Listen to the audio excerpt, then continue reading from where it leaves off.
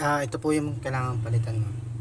Ito po yung defrost sensor, yung kulay itim. Ito po yung connection niya. Ayun po yan. Tapos thermal fuse, ito po yung kulay dilaw. So yan po yung dahilan bakit kumakapal. Kumakapal ano yung yung... papalitan mo ngayon? Hindi po ma'am. Kailangan orderin yung parts. Opo, yung order po. Bukas po ma'am may tatawag ko sa inyo para bigyan kayo ng quotation. Okay. Tapos pagka okay na po sa inyo yung quotation, saan ka babalik? hingi na lang po kayo ng araw kung kailan makakabalik yung technician. Okay. So, di sila lang natin yung oras.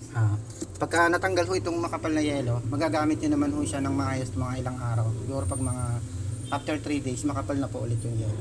Gets. Kasi sira na yan. Bubuksan lang siya.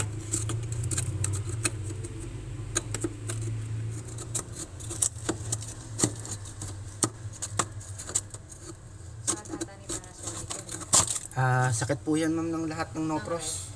Bakit siya maabot ng ganyan? Yung mga yung red? Po? Ba't maabot ng... Kasi like ito red na to, wala pa itong 2 taon. Ano yan ma'am? Normally yung mga masisira, mga electronic sensor lang. Ito ma'am, electronic sensor to. Saka ito. Normally, dahil confined space siya, masyado siyang confined sa malamig. Na-out of range na po yung value. Minsan masyado na mataas. Kinokontra niya na po yung trabaho ng heater. So, hindi sila So, basically pala, parang, in my thinking lang, kapag pala lagi ka nag-maximum ng freezer mo, pwede siyang masira. Hindi yun ma'am, wala po yun. Parang normal na po siyang ng mga electronic. Kasi yung no-pros po natin, parang nagkaroon ng dalawang upgrade.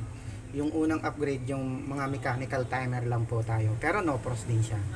Ito naman po, yung sumunod na no-pros, yung upgrade, yung pong timer niya, electronic board na po yung timer.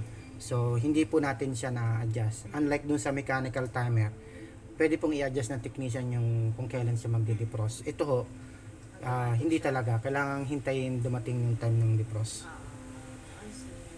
Kala ko like pag sobrang dami na nalagay na pagkain. Ang effect lang nun ma'am, kung halimbawa mababarahan yung mga window port, yung mga daanan po ng hangin, matagal kayo makakapagpatigas ng pagkain. Yun lang naman ho. Pero yung ito kasi sa loob, hindi niya naman tumagagalaw, hindi niya makakalikot eh. Yun lang pong mga nasa labas, yung mga lalabasan ng malamig na hangin. Ang effect lang nun, lalo dito sa freezer, pag lalo na pag mga pagkain niya ma'am, yung mga plastic. Pag napatikit dun sa port, sa mga butas-butas, so bina-backflow niya pa ba? Nagkakaroon po ng makapal na yelo rito. Pero matitrace po natin yan na hindi dahil sa pyesa ang sira. Iba po kasi yung pagkapal ng yelo nun pagka backflow lang ng malamig na hangin. Parang bukol-bukol po yung matitigas na hangin. Kung saan po yung daanan ng malamig na hangin, doon po siya nakabukol-bukol yung yelo. Ito makikita nyo halos pantay po yung kapal ng yelo. Na-assume ko lang either ba pagkain or baka diba may nagkaroon ng time kasi mga 1 week pa lang yan parang mga more than a week yung parang grabe yung kulog. Ayun po. Tapos wala naman ako, syempre malaki pa rin yung machine na yan.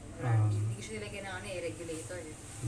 So kaya natanong ko kung anong possible na kung gagamit po kayo ng voltage regulator ma'am, ang minimum po niya 750 to 1,000. Hindi po namin talaga usually nire-recommend yung ABR kasi medyo may kamahalan. Mahal po. Nasa minimum po yata, nasa 7,000. Hindi pa po magandang brand yun. So, pero ang minimum wattage na nire-recommend po namin, 750 to 1,000 po. Ngayon, kung meron kayong extra budget, mas safe po yung 1.5. Para 1.5 watts. Kasi yung pong mga ABR ngayon, hindi na po talaga siya yung ordinary transformer. Meron na siyang pandaya ng wattage ma'am na kinakabit doon. So pagka pag sinabi ng 1.5, kadalasan niya ma'am nasa mga 1 to 50 lang yan. Pero ano ba yan? Like, is it recommended na meron talagang AVR? Yes ma'am, lalo na po kung ang ABR po inyo ay equipped na may time delay. Ibig sabihin, mag-brown out man, nakasaksak yung rep nyo sa ABR, Hindi siya biglang, hindi siya agad-agad magbibigay ng kuryente pagbalik. Or kung gusto nyo naman po, ordinaryong time delay device na lang yung bilhin ninyo. Meron oo. pong nabibili. Para at least pag may protect ng switch. Apo. Gets ko yan. Sige Kasi po. parang, nung nagkulog-kulog sa kaya nangyari. Ayan ma'am. Minsan Hindi sa ko mga alam brownout, yung biglang patay, tas maya bukas na kagad yung kuryente. Kasi yung TV ko nagkaganon din eh. Biglang namatay. Pagbalik ng TV ko yung kalahati, madilim na yung LED. Ayun ma'am. Sunog yun ma'am yung backlight niya.